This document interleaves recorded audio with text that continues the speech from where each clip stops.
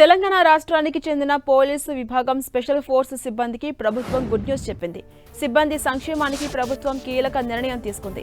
సిబ్బందితో పాటు వారి కుటుంబాలకు సంపూర్ణ భద్రత కల్పించాలనే లక్ష్యంతో Telangana SPF, state bank of India మధ్య అవగాహన ఒప్పందం కుదిరింది.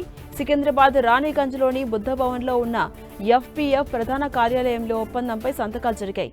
ఈ ఒప్పందం ద్వారా ఎస్పీఎఫ్ సిబ్బందికి ప్రత్యేకంగా రూపొందించిన పోలీస్ శాలరీ ప్యాకేజ్ అమల్లోకి రాబోతుంది. ఎస్పీఎఫ్ సిబ్బంది ప్రమాదవశాత్తు మరణిస్తే వారి కుటుంబాలకు 1 కోటి వరకు వ్యక్తిగత ప్రమాద బీమా అందబోతోంది. విమాన ప్రమాదాల్లో ప్రాణాలు కోల్పోతే 1.60 కోట్ల వరకు పరిహారం లభిస్తుంది. ప్రమాదంలో శాశ్వత వైకల్యం సంభవించిన 80 లక్షల వరకు ఆర్థిక సాయం అందేలా ఏర్పాట్లు చేశారు. సిబ్బందితో పాటు వారి పిల్లల భవిష్యత్తుపై కూడా అధికారులు ప్రత్యేక దృష్టి సారించారు.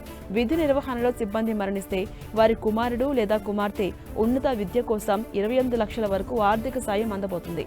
2 కుమార్తెల వరకు వివాహ ఖర్చుల కోసం 10 లక్షల వరకు ప్రత్యేక సాయం కల్పించబోతున్నారు.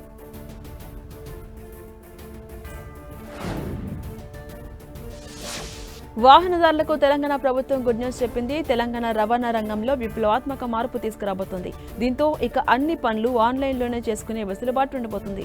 ఇప్పటి వరకు వాహన రిజిస్ట్రేషన్ అంటేనే ఆర్టీఏ ఆఫీసులు, ఫైళ్లు, ఏజెంట్ల చుట్టూ ప్రదక్షిణలుండేవి.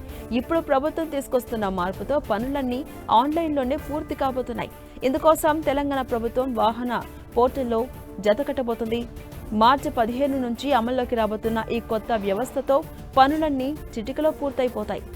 ఇప్పటి వరకు సొంత ఐటీ వ్యవస్థతో నెట్టుకొచ్చిన తెలంగాణ రవాణా శాఖ ఇప్పుడు జాతీయ నెట్వర్క్లో భాగం కాబోతుంది. దీనివల్ల వన్ నేషన్ వన్ రిజిస్ట్రీ కళ సాకారం కాబోతుంది. అటు వాహనదారులకు దశాబ్దాల నాటి ఇబ్బందులు తొలగిపోబోతున్నాయి.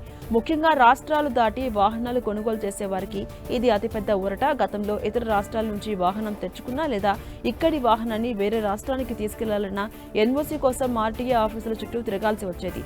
ఇకపై డేటా అంతా కేంద్ర సర్వర్లో ఉండడం వల్ల ఈ ప్రక్రియ సెకన్ల వ్యవధిలో ఆన్లైన్లోనే పూర్తవుతుంది. ఆర్టీఏ కార్యాలయాల్లో బ్రోకర్ల బెడద, క్యూ లైన్ల ఇబ్బంది ఇక ఉండదు. డూప్లికేట్ ఆర్సీ, అడ్రస్ మార్పు, హైపోతికేషన్ రద్దు వంటి పనులను నేరుగా ఆన్లైన్లోనే చేసుకోవచ్చు. ఫిజికల్ డాక్యుమెంట్ల వెంట ఉంచుకోనక్కర్లేదు. డీజీ లాకర్ లేదా ఎం పరివార్ యాప్లోకి డిజిటల్ ఆర్సీ చెల్లుబాటు అవుతుంది.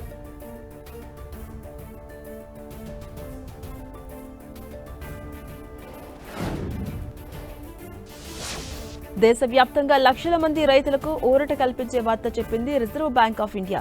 కిసాన్ క్రెడిట్ కార్డు పథకాన్ని సరళీకృతం చేయడానికి, మరింతగా రైతులకు అనుకూలంగా ఉండేందుకు రిజర్వ్ బ్యాంక్ ఆఫ్ ఇండియా సన్నాహాలు చేసింది. రైతులు రుణాలు పొందడంలో ఇబ్బందులు తొలగించి సకాలంలో నిధులు అందుబాటులో ఉండేలా చూసుకోవడానికి ఈ పథకానికి కొత్త మార్గదర్శకాలను జారీ చేస్తామని ఆర్బీఐ గవర్నర్ సంజయ్ మల్హోత్రా పేర్కొన్నారు. ఈ చర్య రైతులు, కార్మికులు, వ్యవసాయం చేస్తున్న చిన్న రైతులకు ప్రత్యక్షంగా ప్రయోజనం చేకూరుస్తుందని భావిస్తున్నారు. ఆర్బీఐ కొత్త పథకం కింద కిసాన్ క్రెడిట్ కార్డుల పరిధిని విస్తరిస్తారు. వ్యవసాయం, దాని అనుబంధ కార్యకలాపాలకు సంబంధించి ఉన్న రూల్స్ అన్నింటినీ ఒకే విధానంలోకి తీసుకురాబోతున్నారు. వాటిని అప్డేట్ చేస్తారు. ఇందులో ఉండే రూల్స్ ను అర్థం చేసుకోవడంతో రైతులకు ఇబ్బంది లేకుండా చూసుకోవడం చాలా ముఖ్యమని చెబుతున్నారు. అందుకే వీటిని సరళీకరిస్తే బ్యాంకులు సులభంగా రుణాలు అందించగలరని భావిస్తున్నారు.